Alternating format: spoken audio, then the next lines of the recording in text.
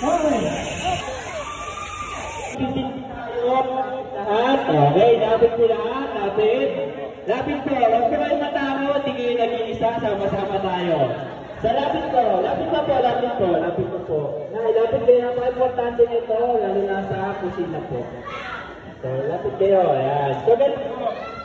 Ang LPG po natin, lahat po ng ikon ng pagbukas at pagpatay, iisa lang. Kung ang LPG nyo, kabila ang ikon, pagbukas at pagpatay, magtaka na kayo. Okay po? So, paano po ba siya buksan? Ang pagbukas sa kanya is counterclockwise. Ang pagpatay is clockwise. So, okay po. Sir, harmful po ba sa balat ang nilalabas nito?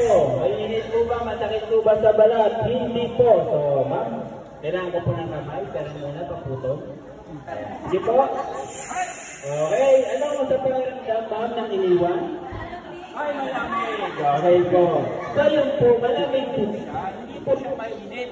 Nakakala ng iba, maraming pagkakamat. And then, masakit po sa balat? Okay po. So ganito po yan. Pag nawalan po kayo ng kuryente sa bahay, buksan nyo lang ito para magpalamig. Okay? Biro lang po. Ito pa po, isa pa po. Ang nagiging problema dyan, pag nakamoy sila ng LPG. Diba? Pag namoy nyo po, natatakot na agad sila. Huwag po kayo natakot. Kung amoy po na yun, hindi po siya harmful. And yung amoy po na yun, nilagay po yan para safety feature po ng LPG. Bakit, sir? Isipin nyo, kung maglalagay sila, kung tatanggalin po nila yung apoy ng LPG, paano nyo malalaman na tumatagas ang LPG? Diba? Hindi naman po natin sino na gano'n na malakas. Tama? Pag binuksan nyo ang kalan, kasi nawala yung apoy, malalaman nyo po ba na wala yung apoy? Hindi nyo titignan. Diba? Yung amoy po, maamoy nyo po. And then, lahat po ng LPG po, iisa po ang amoy niya. Hindi po pwedeng maiba-iba. Bakit? Halimbawa kung may isang company gagawa ng LPG, tapos ang lalagay niya po niya, amoy utot po. Isipin niyo, umutot ka na naman. Eh yung pala, LPG tumatagas na. Kaya pare-parehas po ang amoy ng LPG po natin. Okay? So, ito, distansya po ulit. Pakikita po natin. Distansya na. So, ganito po yan. Karamihan, halos lahat po sa inyo, pag tumingin po kayo sa lagayan ng LPG nyo, ang nakalabas po is, ito po, tama, napasok po yung LPG sa lagayan po, tapos nakatutok sa inyo to. Tama? Para madaling buksan at patayin. Mali po yun. So, ito po, butas na to, ginawa po yan para lusutan ang pagbukas at pagpatay ng LPG. So, kailangan nakataligid siya sa inyo. So, bakit? Kasi, nagkaroon ng apoy ito, ang apoy niya is pakabati doon, and then sa taas. So, ito po, nasa likod, ang safe po, pwede nyo po siyang pihitin. Inulusot po yung kamay mo. Okay? Hindi niyo po kailangan ng buong kamay, kahit daliri lang po, kaya po, isang daliri lang. So, ganito naman po, sir, paano magpasok sa loob ng bahay? Tapos, biglang nag-amoy LPG po. Ano po nang gagawin? So, lahat ng patay, hindi bubuksan, lahat ng buha ay hindi papatayin. Sir, ano ibig sabihin nun? Halimbawa, bukas ang itas nyo, tapos na po yung LPG, huwag na huwag nyo pong papatayin. Ganon din po, kung patay ang ilaw nyo, huwag nyo rin bubuksan. Lahat ng mga appliance nyo, huwag nyo papatayin o bubuksan. Bakit po? Kasi pwede po siya mag-cause po para ma-trigger po yung sa LPG po. Okay po? Sumasabog po ba ang LPG ka?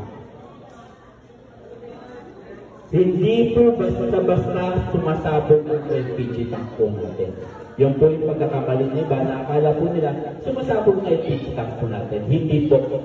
Sir, bakit ganun parang sumasabog pa nagkakaroon ng ano? Ganito po yan. Sumisinaw po yung LPG tank nyo sa isang kwarto po, napuno ng LPG tank. So, bilang spark. So, So, ang magkaka-apoy po, lahat ng nasa labas po, yung tumagas na LPG. Yun po yung akala nilang sumabog.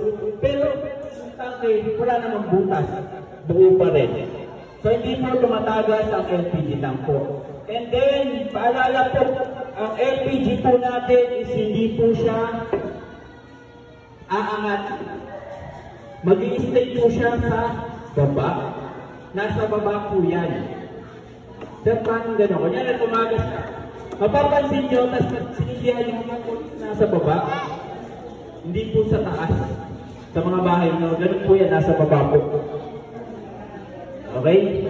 Sir, ano gagawin namin kung tumatagas yung LPG sa bahay? First of all, kailangan nyo i-check yung kayo nyo.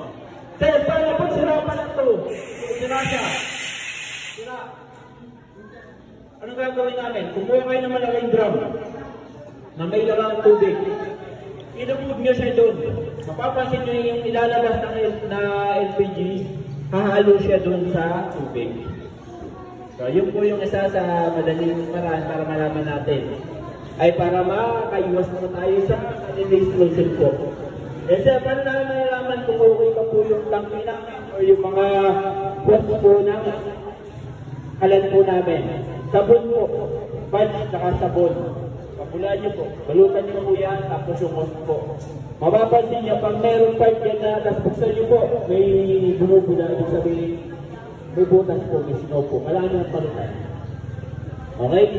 Sir, ano gagawin natin sa kwarto naman namin na puno ng LPG? Baka may LPG na. Buksan nyo mga bintana nyo. Yun lang. Okay po. Yun ang gagawin nyo. Huwag kayo magbubukas sa electric pan. Hayaan nyo lang siya mag-flow ng hangin. And then, tawag po kayo ng bumbero. Okay po? So, yun lang naman. Sabihin na tayo dito sa pagpatay na LPG.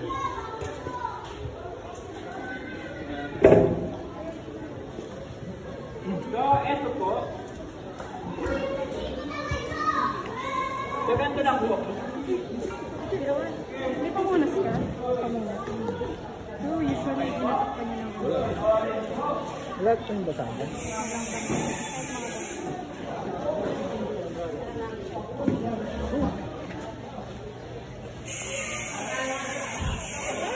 Kaya po.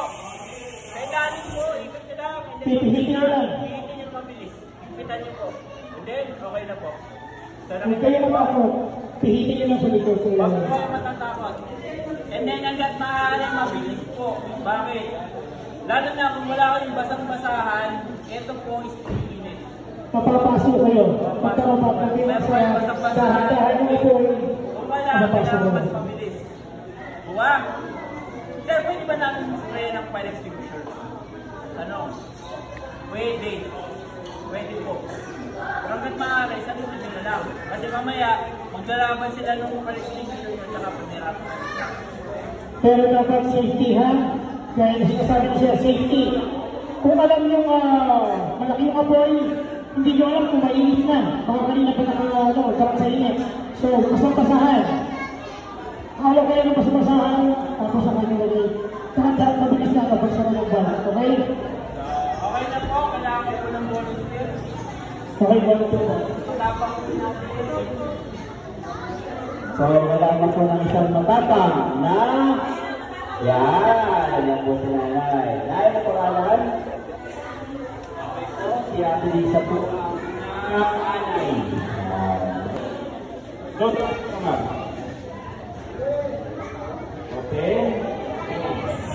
Close. Then, lang pa magpapatay ka ma'am. Ito po, huwag niyo po ganito. Patay. Mabilis lang, and then, kita na sila po.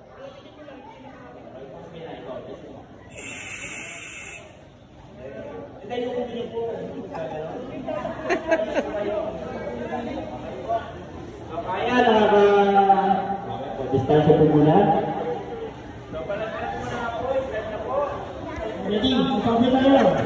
Ready. Huwag matatalat pa ha. Huwag matatalat pa. Pwede mo makasalit sa tayo. May 24.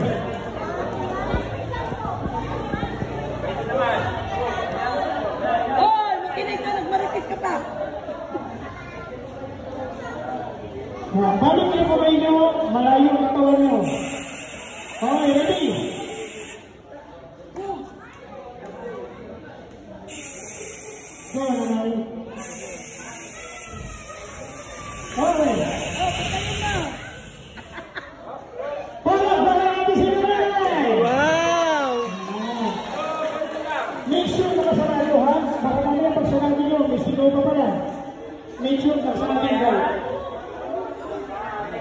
Okay, next one, next.